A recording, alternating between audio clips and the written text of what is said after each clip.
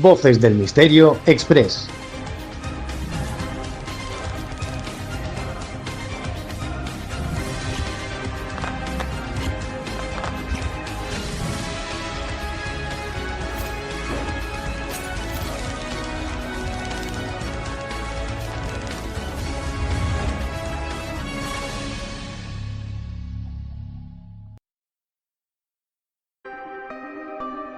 Leyendas, enigmas, fenómenos paranormales, ufología, sociedades secretas, criaturas extrañas y la parte de la historia que nunca te quisieron contar las encuentras aquí, en Voces del Misterio Express.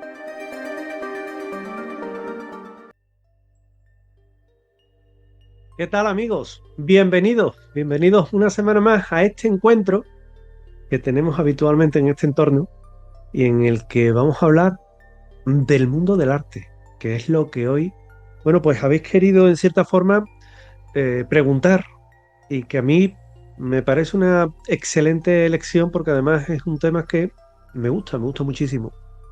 El mundo del arte, que desde Leonardo da Vinci hasta Van Gogh, la historia del arte está llena de enigmas que los historiadores, los pintores, los científicos ahora están comenzando a descifrar.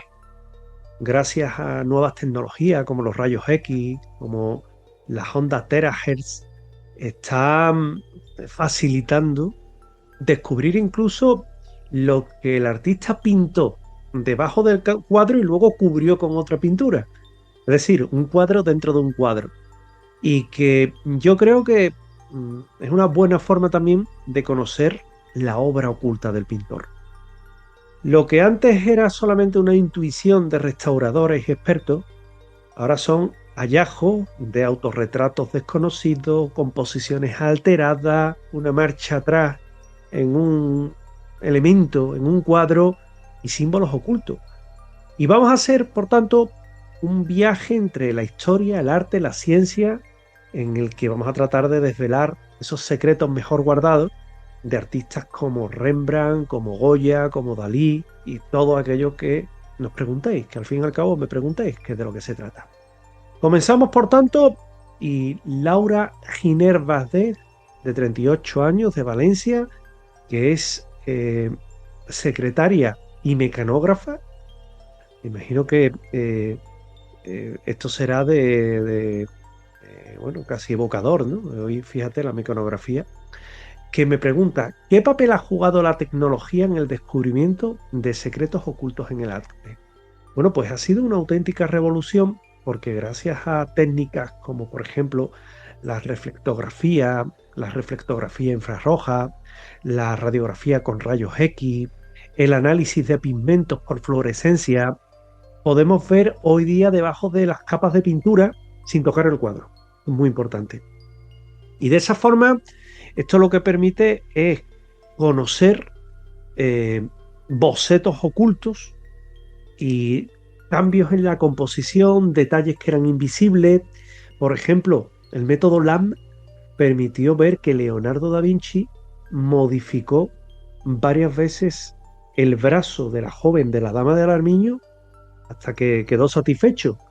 Y sin esta herramienta, pues seguiríamos a día de hoy creyendo que la obra era perfecta desde el primer trazo. Y por contra, pues ahí tenemos que no se ve, que no es tan claro, ¿no? Que Leonardo era un genio, pero oye, que también él daba marcha atrás en determinadas decisiones. Ignacio Ruiz Castellón, profesor de Historia, 45 años, Madrid. ¿Por qué crees que Leonardo da Vinci cambió la posición del brazo de la Dama del Armiño? Bueno, Leonardo era obsesivo con la anatomía y el movimiento. Es probable que al observar el gesto original del brazo no encontrara esa armonía que él buscaba entre el animal, entre el armiño y la figura humana. Tenga en cuenta que el armiño es símbolo de nobleza y de pureza, de las dos cosas. Y debía aparecer como parte del cuerpo de la joven porque eran valores que tenía ella. Entonces era como casi una extensión de ella. Los análisis con luz de amplificación en capas lo que desvelaron es que el pintor corrigió varias veces la posición hasta alcanzar el equilibrio perfecto que él quería entre ternura, dignidad y nobleza. Marta Peláez Ordóñez, 29 años, enfermera de radiología de Málaga, te pregunta: ¿qué te parece más fascinante del descubrimiento de la habitación azul de Picasso? Esto es muy malagueño, ¿eh? Pues lo más fascinante es comprobar cómo Pablo Picasso, en plena época azul, ya estaba experimentando con capas y emociones superpuestas. Y gracias a los rayos infrarrojos se descubrió un retrato oculto de un hombre bajo una joven melancólica. Y eso nos permite entender mejor que Picasso no solo reciclaba lienzos por necesidad económica, que esto era muy normal en la época, sino que también lo hacía por una búsqueda artística, por transformar el pasado en una nueva emoción. Y la verdad es que ese caballero, ese retrato de ese hombre bajo la joven melancólica, fue todo un hallazgo. De hecho, abrió incluso telediario. Málaga, que tiene el Museo de Picasso, que yo recomiendo encarecidamente ir a ver. Daniel Torres Almagro, 52 años, profesor de física en la Universidad de Barcelona. ¿Cómo afectaron los descubrimientos tecnológicos a la autentificación de obras como El sacrificio de Vesta? Bueno, pues el uso de ondas terahertz fue determinante, porque esas ondas lo que permiten es penetrar en materiales sin dañarlo y tampoco provocarle ningún efecto secundario. Y eso de lo que hizo es detectar trazos de grafito o de tinta bajo las capas de pintura. Y en el caso del sacrificio de Vesta permitieron hallar una firma compatible con Francisco de Goya, resolviendo el misterio de más de 2 siglos, y que es una muestra clara de cómo la ciencia y el arte se retroalimentan y descubren parte de la historia, ¿no? Cuadro de Goya que no hace más que, en este caso, demostrar que lo que se creía, porque sabes que hubo mucha polémica de algunos que creían que podía ser, en este caso, una obra de un discípulo. Esto de los discípulos es muy traído y llevado, ¿no? Pero lo cierto es que es de Goya, con lo cual, pues, una obra de arte de la pintura española. Álvaro Medina Gil, que es pintor en Sevilla, de 41 años. ¿Qué nos revela el caso de Rembrandt y sus lienzos reutilizados? Nos enseña la humildad, sobre todo, porque Rembrandt era uno de los grandes maestros de la pintura, era uno de los grandes maestros en el tratamiento de la luz, y también reutilizaba los lienzos. Por ejemplo, en un hombre viejo con traje militar, descubre el retrato de una mujer oculta bajo las capas de pintura. Y ese hallazgo lo que muestra es que incluso los genios, con limitaciones económicas, pues tenían que recurrir a esto. Y a veces nace el reciclaje y del error. Igual es que el cuadro no le gustó cómo quedó y dijo, pinto en lo alto. O no fue la persona a recogerlo, un cuadro en su día valía un dinero, no voy a recogerlo. Y lo que hizo fue pintar en lo alto, porque tenga en cuenta que hoy nosotros lo observamos como un tema en el cual son grandes genios de la pintura, ¿no? No se concibe, ¿no?, que se coja una pintura y se diga, es que, fíjate, es que todos sus cuadros como si pintara de primera, y no, eran gente que en su día, como Van Gogh no vendía una obra en vida, una creo. Y cuando murió, fíjate, es decir, que ellos se tenían que amoldar. Lo que os quiero decir con esto es que no eran conscientes de la fama que iban a tener siglos después. Por tanto, como cualquier currito de la época, en este caso en la pintura, pues se buscaban la vida, y si el cuadro no les gustaba, pintaban lo alto. Y si no ibas a recoger el cuadro, pintaban lo alto. Pues así. Teresa Fuentes Lobo, de 33 años, guía cultural en Granada. ¿Qué detalle oculto de la obra de Caravaggio te resulta más sorprendente? Pues mira, sin duda el autorretrato oculto en el reflejo del vino de Baco, en el que sabes que Caravaggio era un maestro del claroscuro, pero también del simbolismo, y que decidiera sumergirse dentro de su propia obra en una metáfora maravillosa que es él mismo. Se convierte en parte de ese exceso de ese cuadro, en parte del pecado y en parte del vino. Y ahí está su autorretrato. Y es el reflejo de un artista que vivió entre la genialidad, tú lo sabes, y la autodestrucción. Por tanto, bueno, en la obra de Caravaggio, ese detalle que puede parecer nimio, que puede que algunas personas ni lo sepan, que su autorretrato está en el vino, pues a mí me parece, en el reflejo del vino, me parece absolutamente maravilloso. Luis Serrano Mateu, 47 años, técnico de imagen y sonido de Alicante, que dice: ¿qué aportó la Universidad Tecnológica de Delft al estudio de Van Gogh? ¡Wow! Vaya pregunta. Pues el método de fluorescencia avanzada, y eso se hizo para, si no recuerdo mal, para analizar y estudiar el parche de hierba, que es el cuadro de Van Gogh. Y descubrieron que bajo el paisaje lo que había era un retrato oculto, probablemente de una mujer, y así se confirma también que Van Gogh reutilizaba cuadros, ¿no? Y que hay una evolución artística experimental entre lo que él pensaba y lo que luego pintaba. Cada capa de sus cuadros es una historia, porque tiene muchos cuadros reutilizados, con muchas marcas debajo. Y primero fue una figura humana, luego un paisaje, y es como si él fuera transformándolo todo. Muchos dicen, no, es que Van Gogh estaba loco, ¿no? Van Gogh estaba atormentado, que es diferente. Van Gogh de loco tenía poco. Estaba atormentado por una vida muy complicada, y esa carga, esa expresividad la plasma en sus cuadros.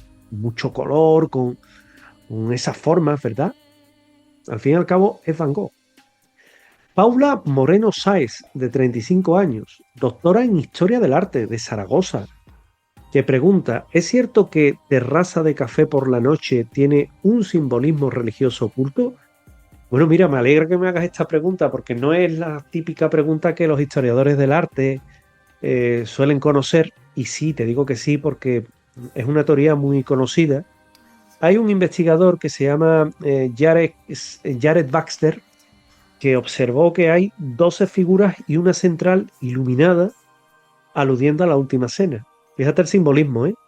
Y además, las luces de la arquitectura de fondo lo que refuerzan es esa interpretación. Por tanto, Van Gogh, que era hijo de un sacerdote, de un pastor, tenía una espiritualidad muy intensa, pero no era convencional, ¿eh? Y en su cuadro Terraza de Café por la Noche, lo que trató es de representar ¿qué? A la última cena. Fíjate, bueno, bajo el cielo azul de Arles, ¿verdad? Pero fíjate el simbolismo que tiene ese cuadro. Es maravilloso. A mí me resulta casi único, ¿no? Pero él, con su particular forma de entenderlo todo, lo hizo de esa manera tan brillante que hoy poco, la verdad, es que lo intuyen, ¿no? Pero está ese simbolismo religioso. Llevan razón los que te lo han comentado. Nuria Campos del Río, de 50 años, policía en Toledo.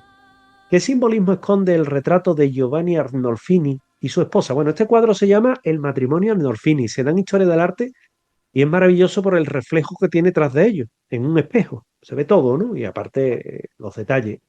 Es una obra de Jan van Eyck que es un compendio de símbolos, ¿no? Por ejemplo, el perro es la fidelidad. La vela encendida, la presencia divina. El espejo circular que hay tras ellos elude al ojo de Dios y te lo está reflejando todo. Además, se ve perfectamente reflejado. Y lo más revelador es la inscripción que pone Jan van Eyck estuvo aquí. Fíjate qué curioso. Que sugiere que el pintor fue testigo de ese matrimonio, y además algunos historiadores creen que el embarazo de la mujer no era real, sino que era una alegoría del pintor que simbolizaba lo que era la esperanza del matrimonio en tener descendencia. Es un cuadro que es maravilloso. Jorge Martínez Prada, de 56 años, periodista de Barcelona, que pregunta: ¿por qué la persistencia de la memoria de Dalí sigue generando debate científico y artístico? Bueno, porque fusiona la física y el surrealismo. Salvador Dalí se inspiró en el queso camembert derretido, y además te lo digo así porque es verdad,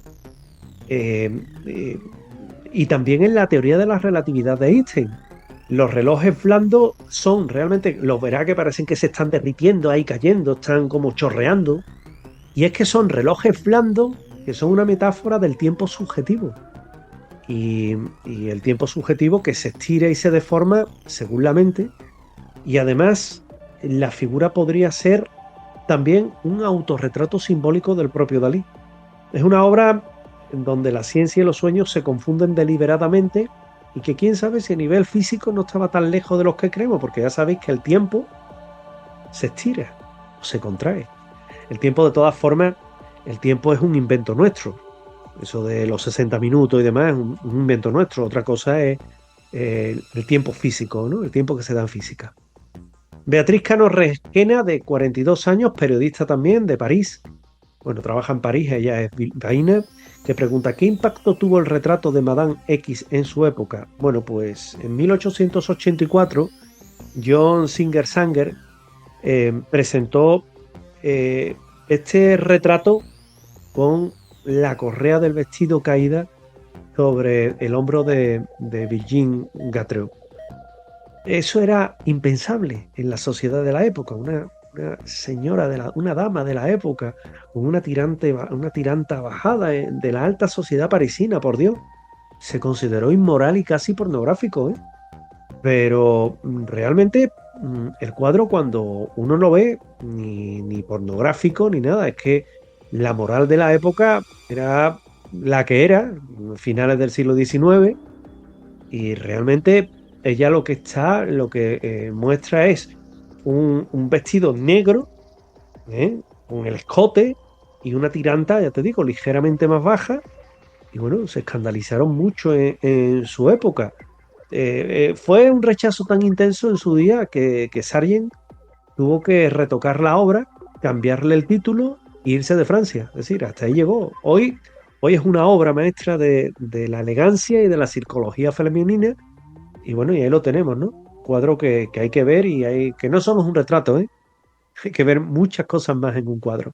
En arte se daba y te enseñaban a comentar un cuadro. A mí me encantaba, era una asignatura que me encantaba. Y, y la verdad es que este es un cuadro que esconde mucha simbología por la palidez de ella, por la madurez, por la caída de los brazos, que demuestra el deseo, el sentimiento, la cara vuelta a un lado, que es la indiferencia, ¿verdad? Es la sofisticación, es un poco de todo, es un cuadro que es una maravilla. Rubén Pardo, de 34 años, que es músico en Bilbao, que dice, ¿qué se descubrió oculto en Mujer joven empolvándose de Saurat? Pues se utilizaron técnicas muy avanzadas y George Saurat se había retratado de fondo en este cuadro. Y era un autorretrato único, su único autorretrato conocido, que para colmo él decide eliminarlo por, bueno, el consejo de un amigo, ¿no? El consejo de un amigo que dijo, oye, quita lo mejor que no te hace ningún bien el dejar ahí ese retrato, quítalo, pinta en lo alto, y pintó en lo alto. La mujer es su amante, es Madeleine Combloch, que ocupa toda la escena, tiene unos colores así apastelados, muy vistosos, dejando al pintor fuera de ella, y es un gesto simbólico, ¿no? El gesto en el que el artista se borra a sí mismo en favor de su persona amada, ¿no? De su ser querido. Y esto, bueno, esto es lo suficientemente interesante como para también entender las motivaciones en el mundo del arte, ¿verdad? Que siempre son bastante, bastante especiales. Seguimos preguntando y seguimos un poco hablando de el mundo del arte, que es lo que hoy había elegido para un poco retratar todos esos misterios en el arte, pero no cuadros tan conocidos, sino estamos hablando de cuadros más desconocidos. Pues yo podría hablar de la última cena de Leonardo da Vinci, os podría hablar de los cuadros del Bosco, podríamos hablar de muchos cuadros, pero hoy nos estamos dedicando a los más desconocidos. Como por ejemplo Elena Ramos Cueto, de 40 años, que ella es historiadora de Salamanca, que dice, ¿qué misterio encierra el hombre árbol en el jardín de las delicias del Bosco? Bueno, pues el hombre árbol es uno de los enigmas más debatidos que hay en cuanto al Bosco. Algunos creen que es un autorretrato de él mismo, pero fíjate que hay que conocer su vida. Él parecía sífilis, y la sífilis era una enfermedad relativamente común. Ahí tienes a propio Gustavo Adolfo Bécquer, que también la tenía, y él reflejaba sus delirios en esa obra. Sabéis que además hay un matiz, y es que para la sífilis se trataba en su época, esto es una barbaridad lo que voy a decir, ¿no? Él se trataba con mercurio. Y esta enfermedad se trata con mercurio. Esa enfermedad, que es una enfermedad de transmisión sexual, realmente lo que le provocaba era eh, pues esa apariencia que él tenía enfermiza y una serie de efectos secundarios, pero independientemente de ello, el tratarte con mercurio te enfermaba más todavía, ¿no? Entonces, bueno, es curioso que él se retrata ahí como escondido, ¿no? Cubierto por un sombrero. Otros lo interpretan como una alusión a la Divina Comedia de Dante, que es una figura que está partida, hueca, llena de personajes, que simbolizaría la fragilidad humana. Es un espejo, al fin y al cabo, del alma atormentada de Jerónimo el Bosco, que aquí, bueno, pues se retrató de esa forma tan particular. Clara Montiel Rivas, de 37 años, dermatóloga de Burgos. ¿Qué nuevos misterios rodean a la Gioconda? Bueno, pues más allá de su sonrisa, yo hace pocas fechas estuve en París contemplándola. Más allá de su sonrisa, los estudios recientes lo que han detectado son letras microscópicas en sus ojos, una L y una V. Y bueno, eso es el 60, ¿no? En número romano, en el derecho, y CE en el izquierdo. Y también se han hecho interpretaciones médicas y algunos especialistas creen que Lisa Gerardini, la mujer del Giocondo, podría haber padecido una enfermedad autoinmune en la forma, por ejemplo, que presenta su cabello Leonardo da Vinci, ¿no? Y también por las cejas ausentes. Y es fascinante porque solamente un retrato puede generar todas estas teorías científicas, simbólicas, casi 500 años después. Y otro misterio, bueno, es el cuadro que apareció de la Gioconda en el Museo del Prado, que se tiene hoy, y que es de los pocos cuadros conocidos también que se tienen de reflejo de esta obra, ¿no? La del Prado juega más con los colores, en mi gusto y para mi gusto es más dulce, es más dulce, es una figura que está retratada de otra forma, pero la más joven también, pero la figura de Leonardo da Vinci con el esfumato leonardesco tras ella y demás es más madura, es una imagen más madura, más juvenil parece la del Museo del Prado y bueno, es atribuida al taller de Leonardo da Vinci. Última pregunta, ¿por qué en la ronda de noche marca la caída de Rembrandt? Pregunta Tomás Aguilar, de 60 años, que es jubilado y que vive entre Ámsterdam y Madrid. Bueno, porque es demasiado avanzada para su tiempo la ronda de noche. En lugar de pintar un retrato colectivo estático, Rembrandt lo que hace es crear una escena llena de dinamismo, es casi un fotograma de una película, es cinematográfica, y sus contemporáneos no entendieron esa ruptura con la típica tradición de los retratos.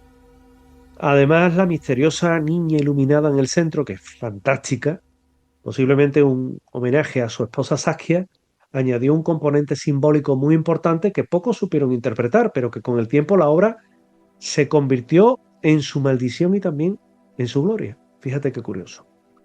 Acabamos por hoy. Cada obra de arte, hoy las menos usuales, esconden más de lo que demuestran. Bajo el trazo maestro de un pincel pueden convivir décadas de historia, de emociones y de secretos, que solo una mirada curiosa y la tecnología pueden revelar.